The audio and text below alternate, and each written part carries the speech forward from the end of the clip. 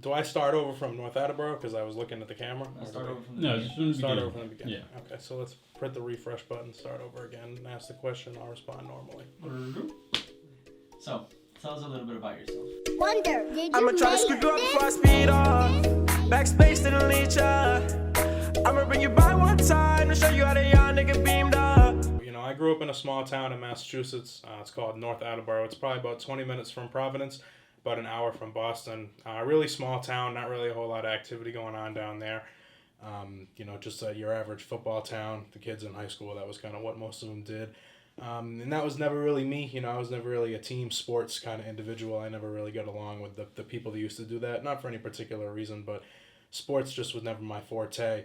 How does someone that come from that type of town, transition into the music industry? I don't know. It was weird. You know what I mean? Because it started kind of being adverse and getting out of the average. It actually started with selling shoes, which kind of ended up turning into like fashion, lifestyle photography, which then segued into me grabbing my own camera and kind of becoming a photographer in that nature, which segued into live events, concerts, where I kind of built up a massive resume of pretty much every artist that's ever been to Providence or Boston on tour. You know, I've definitely been at their shows and taken pictures at them, and they're all actually on my website now under the photos section. But it was really the photos that kind of drew me away from that kind of lifestyle and kind of brought me into the entertainment world. That was the first view I had was through a camera. So tell us about that experience that you've had, you said with photography, going to live venues and taking pictures, hosting events.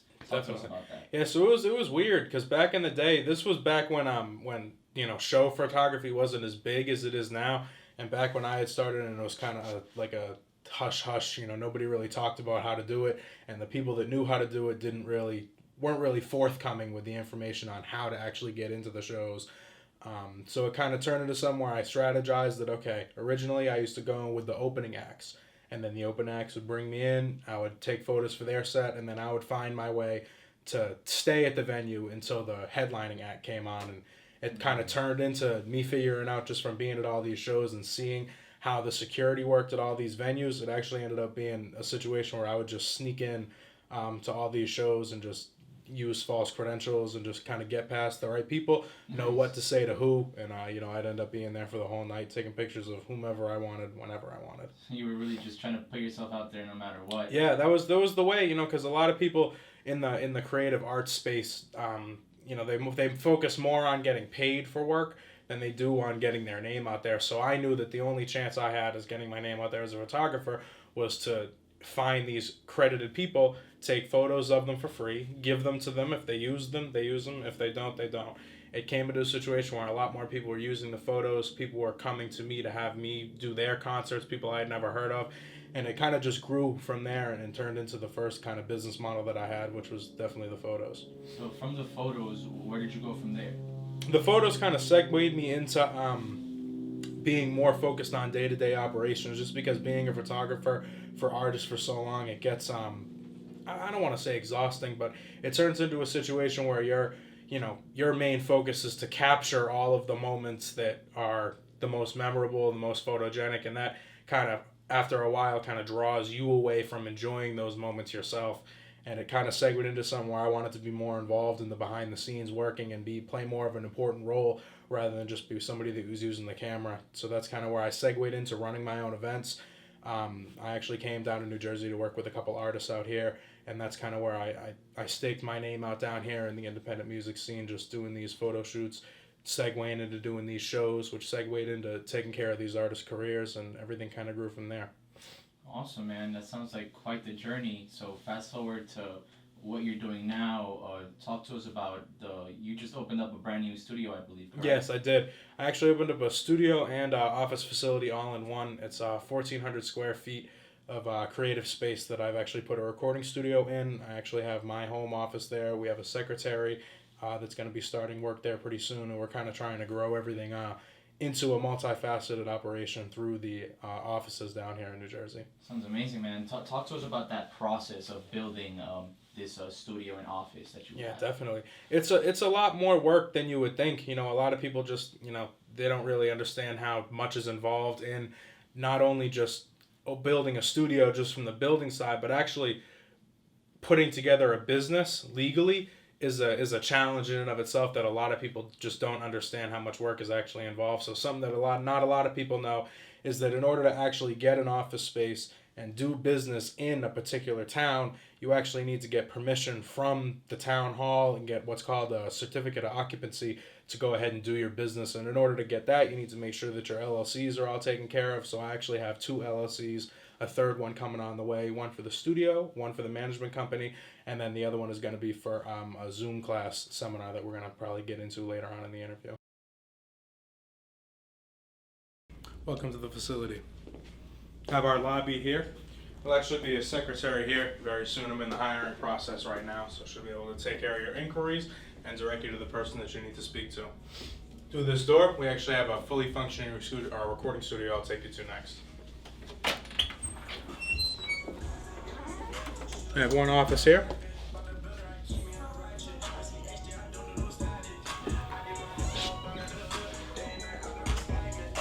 The room features state-of-the-art studio equipment as well as a custom studio desk, soundproof booth, custom furniture, speaker setup, lighting. Actually, I have my office right here. This is where we do all the contract signings and new artist introductions right in here in this room, right behind the mural on the wall.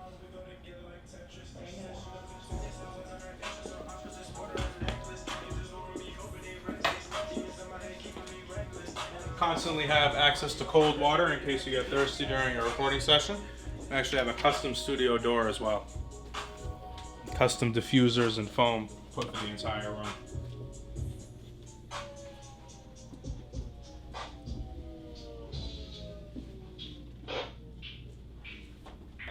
So let's go ahead and talk to me about this music industries class that you're trying to host, because I've seen them before online, but right. I'm curious as to what exactly it is that you're offering. Right, so I'm putting together what's going to be a 4-week course. It's set to go out over a month's time. It's set to be 2 courses a week, so that way if people have jobs or if people have classes for college or high school or whatever they may have going on in their life, it's meant to be not too invasive, but also very informative at the same time. And, I kind of saw a void in the music industry where these up-and-coming artists, they're all fighting against each other, getting scammed left and right. People that are supposed to be the gatekeepers of the industry are really just taking the small artists' money and not giving them services for it. So I tried to design something that could be like a safe, not a safe place, but it could be safe information from an industry source like myself, who's been doing business in this industry for 4 years, has dealt with and been around anybody that you could possibly name and kind of seen how they ran their operations. I identified flaws in some operations, took strong suits from other operations, and I'm kind of putting together a complete guide to how to properly not only release music, but properly promote music, properly tour, do live shows, and even to the point where if eventually an artist gets to the point where they're recognized by a major label, I even included a whole week's worth of material in there about how to go about that, how to make sure you're properly represented, and how to avoid doing something that you would regret. To me, management is such a multifaceted word because a lot of people just have this idea in their head that it's like a manager.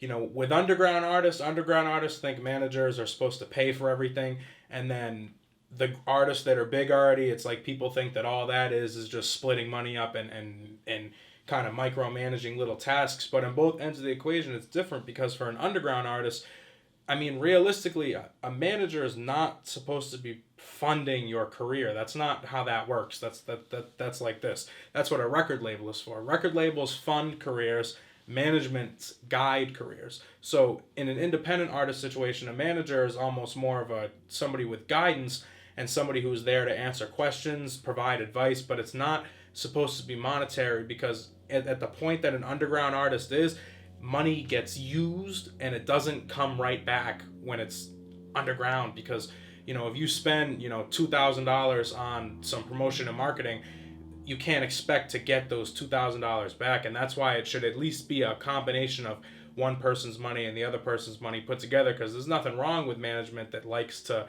pay for things for their artists, but it's not, those two things are not the same.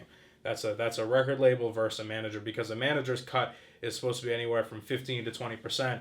And if you're putting up 100% of the money in exchange for 15% of the return, that doesn't make sense. That's why label deals are structured so much differently, because the percentage splits are way different than they would be for a manager.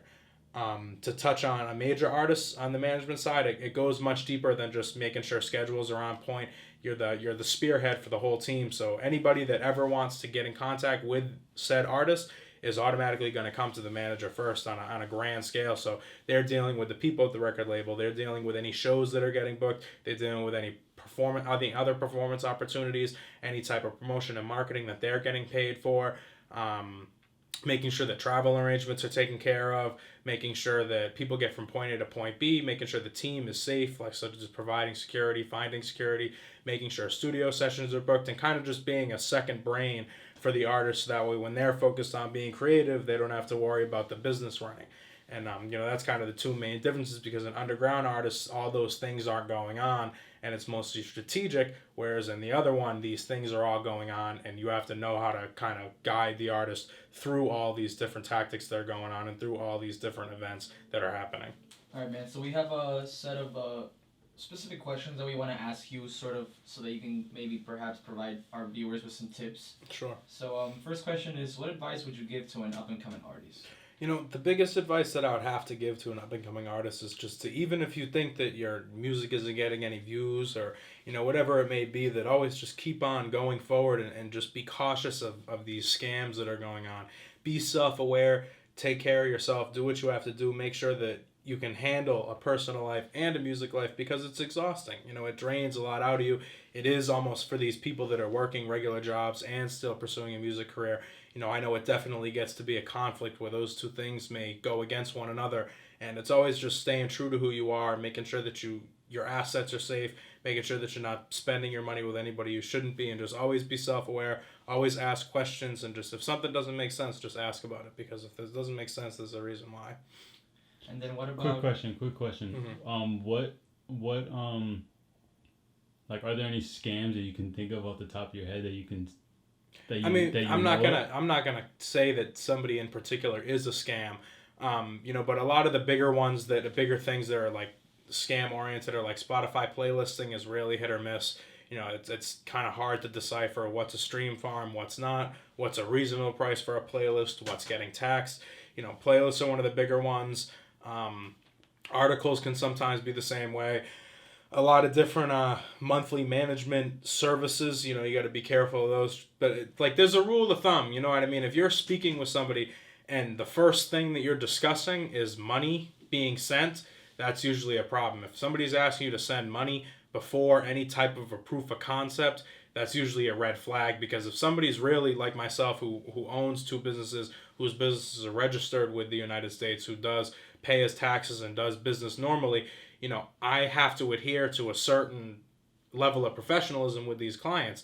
So why would the first thing I'm talking about be spending the money? When you go to, say you go to Home Depot to get some stuff to do something at your house, do you pay before you look at the stuff, or do you pay after you pick the stuff out? Yeah. You know what I mean? And even something as simple as that, the same rules apply in music.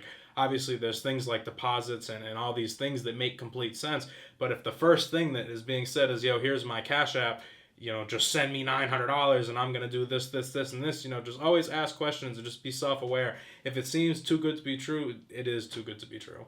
And then from the business standpoint, what are some marketing tips for someone who's trying to start their own business? Yeah, I would say the biggest tip that I always try and give with that is not to put all your eggs in one basket, right? So even if you don't have the biggest budget in the world, even if you only got $100 to spend on music, $200, whatever it may be, don't spend it all on one thing.